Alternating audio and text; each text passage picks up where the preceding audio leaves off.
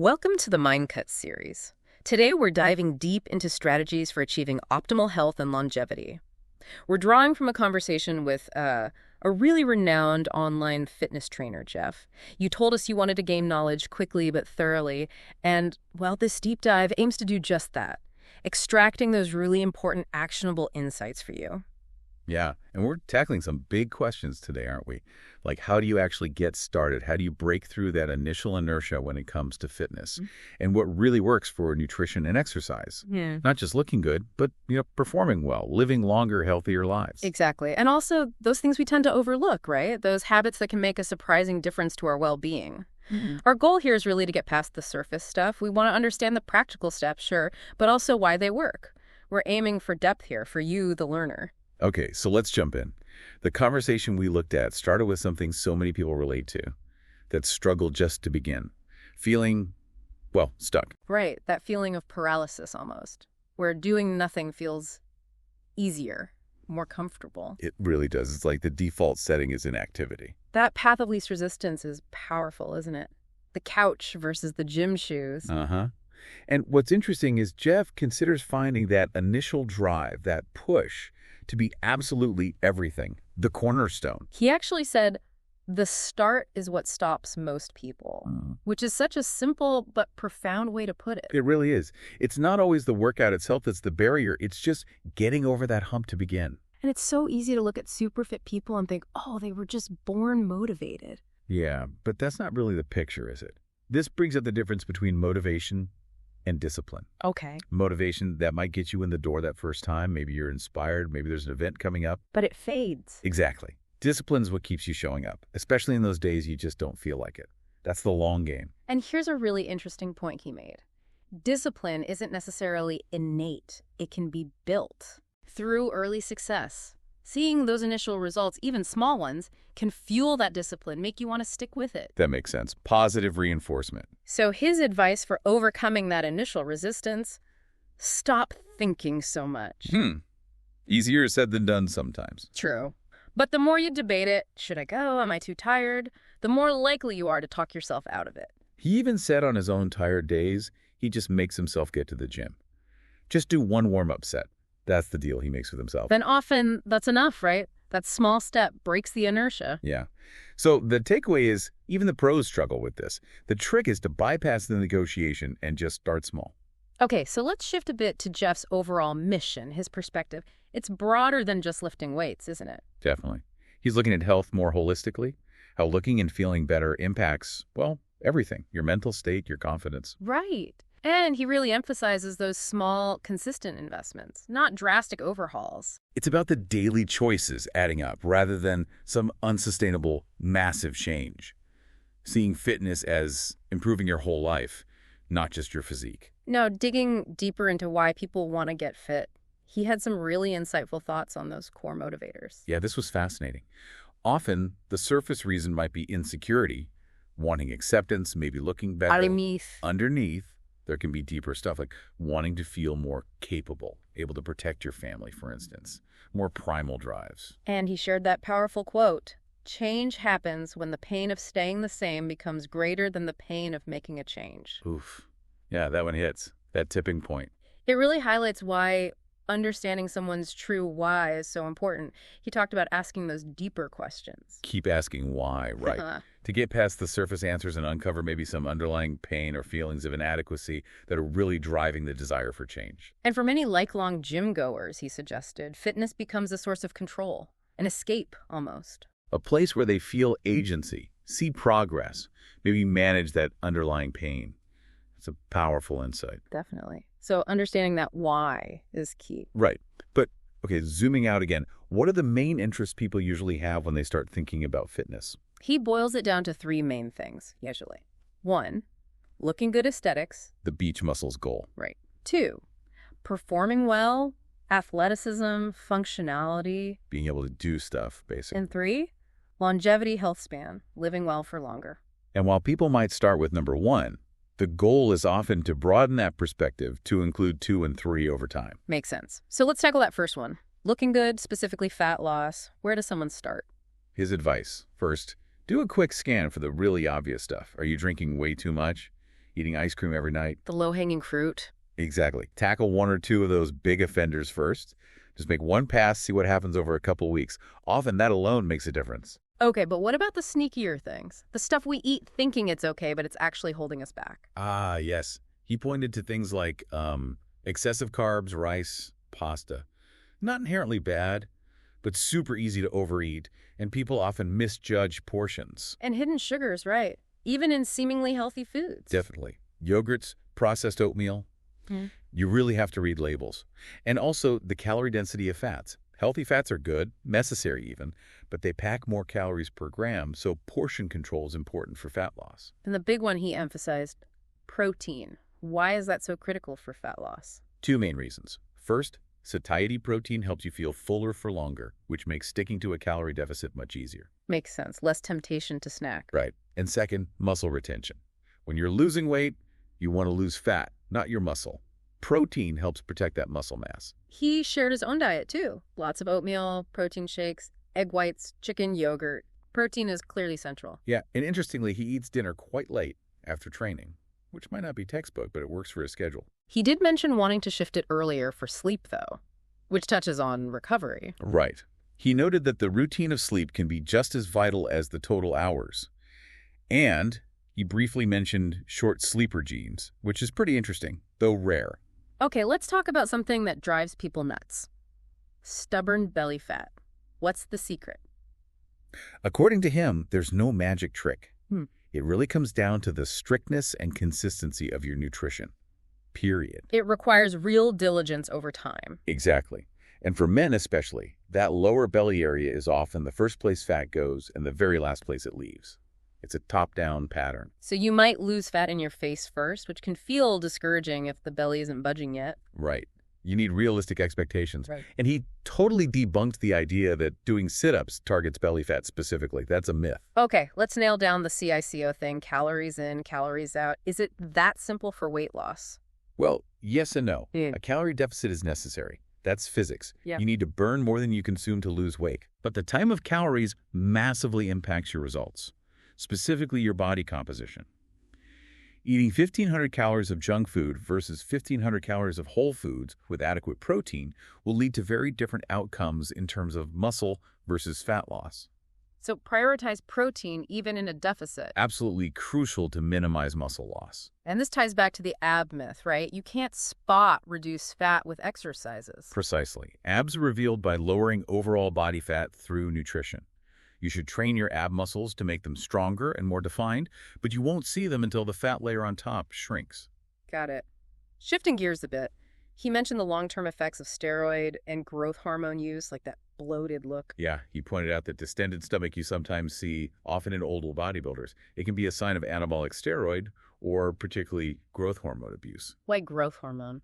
It can actually cause internal organs to grow, leading to that visible protrusion.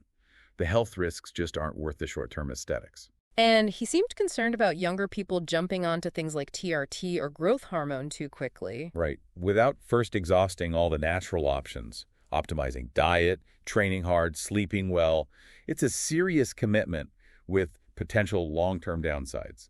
Not something to take lightly. Okay, let's move to that third area. Training for longevity. Staying strong and functional long-term. This needs a really well-rounded approach. Yeah. Much like training for athleticism, it's not just one thing. What's key? Prioritizing muscle building, hypertrophy, and strength training. Because we naturally lose muscle as we age. How much? He cited figures like 8–10% per decade after age 50. That's significant. Wow. And it's not just muscle. No. You also need to train balance, how your nerves activate your muscles, recruitment, and reaction time. These things decline too if you don't work on them. He told that great story about the 89-year-old with the backyard obstacle course. Fantastic example. Keep challenging yourself physically and mentally. Now, he used this great analogy for flexibility and mobility, calling them the roots of the fitness pyramid. Yeah, stability, flexibility, muscle length, and mobility, joint range of motion, they form the base. If that base is weak, your strength and overall fitness potential are limited, like a rubber band needing both stretch and tension. But most people neglect this stuff, don't they? Totally. It's often seen as boring or the first thing to skip. But crucial for longevity, to avoid injury and stay functional. Absolutely. And the good news, it doesn't take hours. Consistency is the key. Even 5–10 minutes daily, focused on your tight spots, can make a real difference pretty quickly. He gave 5 specific exercises for longevity. What were they again? Let's see. Single leg Romanian deadlift, great for balance and hamstrings. Okay. Squat and reach, that's for thoracic spine and hip mobility. Got it. Sumo stance, hold hip mobility and core. Posterior chain, push up full body, hits the back muscles hard. And hip abductions for hip stability, glute media strength. And these are pretty accessible, right? You don't need a ton of equipment. Exactly. Scalable, minimal space needed. And being able to do them reasonably well is a good sign you've got a decent foundation for aging well. And they work movements beyond just front to back. Right. They bring in side-to-side and rotational movements, which are vital for real-world function and injury prevention. He really hammered home the importance of thoracic spine mobility, our upper back. Why is that so critical? Well, we tend to get rounded there as we age, partly from sitting so much. That increased curve or flexion. Yeah, hunchback look. Kind of. And losing that ability to extend the upper back directly kills your ability to rotate your torso. He showed that really clearly with the rod demo. And that loss can be pretty significant, like 25–35% between 50 and 60, leading to that stiff movement. Yeah. And the knock-on effects are huge. Poor shoulder mobility because the shoulder blade can't move right, compensation in the low back leading to pain, even restricted breathing because your lungs can't fully expand. Wow. So what can you do? Simple stuff like wall slides keeping your head, upper back, glutes on the wall while raising your arms, or dowel stretches lying face down. Again, consistency over long duration. Okay. In terms of workout structure, should we train longer or harder as we get older? His take is you can train long or hard, but probably not both. Especially as you age, prioritize intensity, making the reps count, rather than just piling on volume. Less wear and tear. Exactly. Muscle growth happens across the rep range, but maybe spare some repetitions as you get older. Focus on quality near failure. Which brings us to proper form. Why is it non-negotiable? 2 big reasons. Safety preventing injury and effectiveness, making sure you're actually working the muscle you intend to work. Muscle growth is not given, it is taken. You have to force adaptation. Right. And training to, or close to, failure, where you can't do another rep with good form, is a good objective marker that you've put in sufficient effort. Some minor form breakdown at the very end might be okay, but it should still look like the exercise. What about nerd neck? Is it just from looking down? He suggests it's often a downstream effect of poor thoracic mobility that rounded upper back. Your body compensates by jutting the neck forward to look straight ahead. So fix the upper back first. That's often the root cause, yeah. Yeah. Focus on thoracic extension. Makes sense. Let's talk injuries. How can we avoid common gym mishaps? Good preparation is huge. Proper warm-ups, stretching, and training in all planes of motion, especially side to side for hip stability. Like those hip abductions he mentioned. Exactly. And using unilateral loading weight on one side during lunges, for example, really challenges those stabilizers. For people feeling overwhelmed by training plans, what are some effective, maybe simpler splits? Upper-lower splits work well. Or push-pull legs. So push day is chest, shoulders, triceps. Right. Pull day is back and biceps. Then legs. You can add conditioning on off days. Or even full-body workouts with compound lifts can be very effective.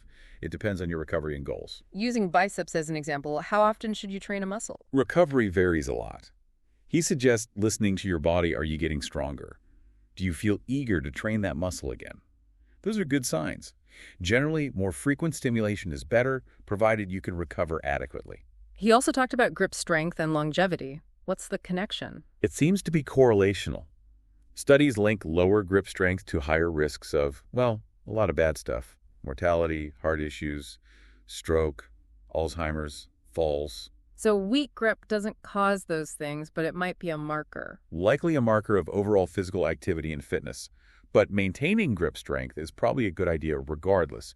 You can even track it to gauge recovery. And you can train it specifically. Yeah, with hand grippers and just by lifting heavy things. Okay, back pain. Super common. What's the usual cause, and how can we avoid or fix it? While occasional back pain is common, chronic pain is often avoidable. It's usually musculoskeletal, not serious structural issues unless you have red flags like numbness or weakness. Most disc issues don't need surgery. According to him, no. The common culprits are often elsewhere. Lack of thoracic extension, weak glutes, poor hip mobility. So the low back compensates. Exactly. It's meant for stability. When the joints above and below lack mobility, the low back takes the strain. So fix the hips and the upper back. What about standing discs? Good or bad? Generally beneficial for reducing prolonged sitting, which is really detrimental. Less compression, better fluid circulation in joints, likely better posture. But not a magic bullet. No, standing still for hours isn't great either. You still need to move frequently. Breaks are key. Supplements. Always a hot topic. What did he recommend? First, nail the foundations. Nutrition, sleep, training.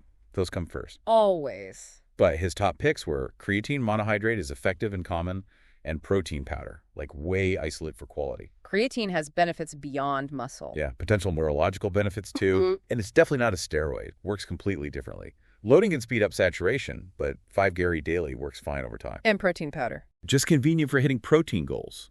Watch out for quality differences, like amino acid spiking. Anything he avoids. Foods with artificial dyes.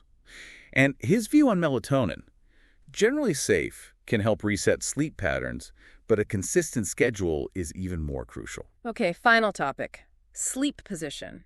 Is there an optimal way? It's pretty individual, but side sleeping, especially curled up tight, can worsen hip flexion issues. Stomach sleeping is often bad for the neck. So back sleeping. Generally recommended with a flat pillow, unless you have apnea. Also, letting your feet hang off the end slightly can help ankle mobility. Avoid staying totally static all night. All right, as we wrap up, what was the single most important thing he wanted us to take away from all this? Basically, don't get overwhelmed. Don't let all the shoulds lead to paralysis by analysis. Just start. Just start. The most important thing is to begin with small, sustainable changes. Nutrition, fitness, whatever it is. Chip away at it. Any investment in your body is a good one. Exactly. It pays off long term. And as you build habits and start to enjoy it, it gets easier. That was a really fantastic deep dive.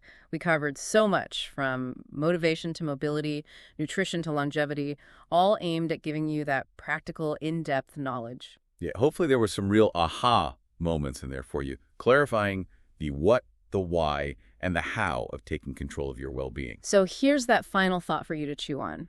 Reflect on just one small, actionable step from everything we discussed. Something you can genuinely implement this week. Remember, consistency with small things adds up massively over time. What's that first step going to be for you?